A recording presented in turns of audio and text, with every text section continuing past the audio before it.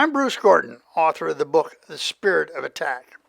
When I flew F-100s in Vietnam in 1970 and 1971, one of the more interesting weapons we carried was the CBU, or the Cluster Bomb Unit. First, I'll describe the basic CBU bomblet and its development. Then I'll describe versions of it and how we use it in Vietnam. I'll describe some of the variations that have been developed up to the present day with the CBU systems.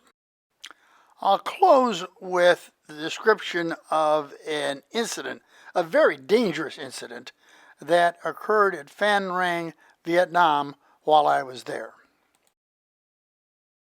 This is a CBU 24 bomblet from my personal collection.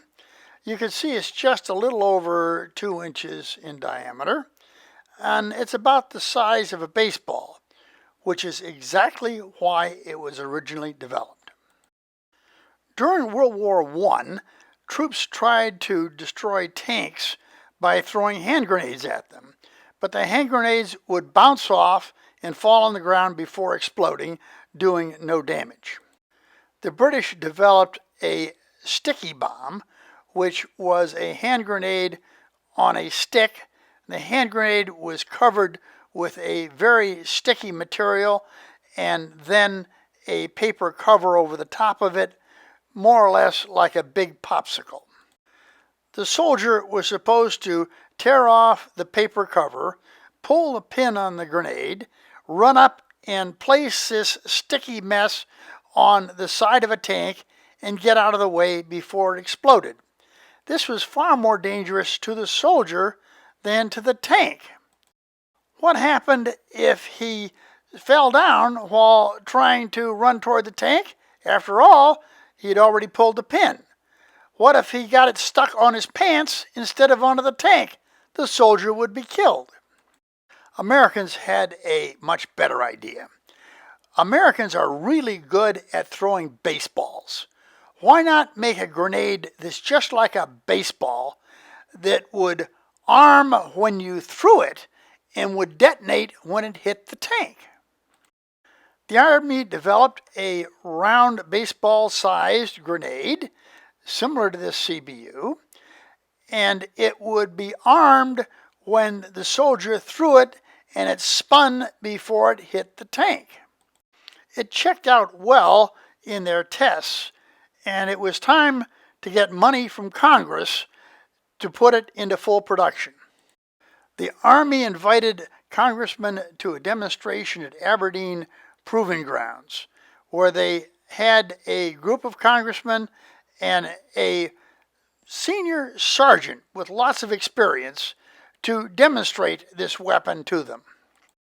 The sergeant took a live grenade and showed it to the congressman and deliberately dropped it to prove that it does not detonate if just dropped. He described that it was just like a baseball. You could handle it like a baseball. And with that, he tossed the grenade up into the air where it spun armed, and when he caught it, it detonated and killed him. The congressman decided this was far too dangerous to put in the hands of American troops, so they did not buy the weapon. About the time of the Cuban Missile Crisis, the U.S. Air Force decided it needed an area weapon to be able to drop over an area with effects.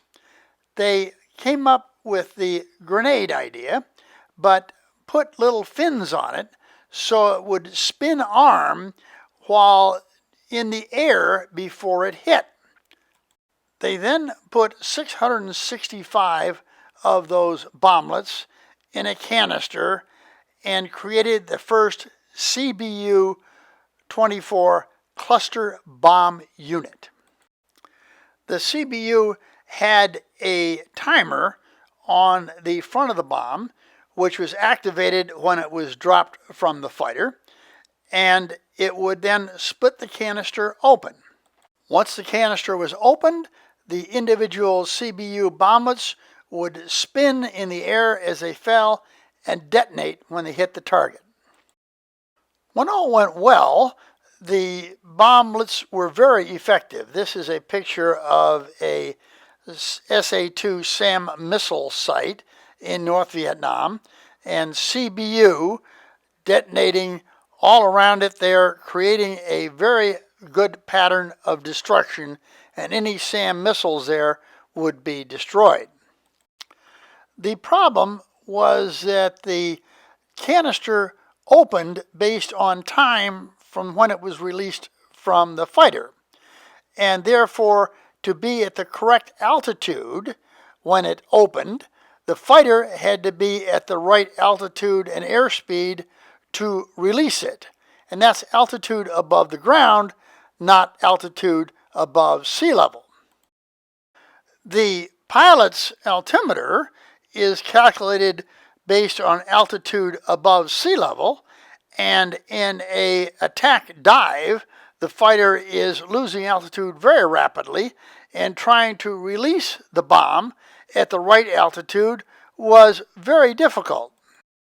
If you dropped your bomb from too high an altitude, it would spread the bombs out in kind of a donut-shaped fashion, where the target that you were aiming at was in the center where there was no explosion, and instead all the blasts were around the target. A complete failure. If you drop the bomb too low, the canister would hit the ground before it opened, the bomblets had not armed, and would not detonate. They'd all be duds. After the Vietnam War, the Air Force continued development and made many different kinds of bomblets. Here's one.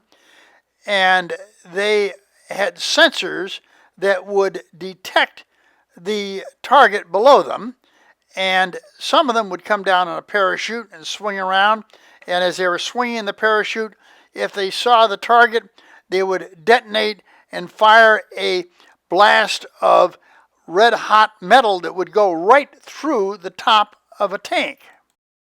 These Airburst CBUs were intended to stop a large number of tanks crossing an open area, such as in the assault breaker concept of the Russians moving across Germany with thousands of tanks. At Phan Rang in 1971, our F-100s primarily used the CBU-24 shown above. This detonated on contact. One version had a delayed reaction where randomly these bombs would go off over a 12-hour period or so to prevent enemy troops from moving through an area. The one that I particularly was interested in was an aerial mine version of this. They had several little cutouts in the metal and a spring underneath it. When the bomblet landed, it would roll to a stop, and then the bomblets would spring out these little pieces of metal that had thin fishing lines behind them. These would hang up in the bushes, and if anybody stepped into the lines or if they shook the bush, the bomb would go off. The aerial mine version was called CBU-42. In this photo, the F-100 from Phan Rang is going out to drop CBU-42 along the Ho Chi Minh Trail, to put little aerial mines all along the Ho Chi Minh Trail. The CBU-42 is in a canister under the wing, under the outboard portion, which is closest to us. It has a little yellow band around the canister. You can barely see it because there's a large fuel drop tank behind it. The CBU-42 bomblets would drop down through the bottom of the dispenser, and the dispenser would stay with the aircraft.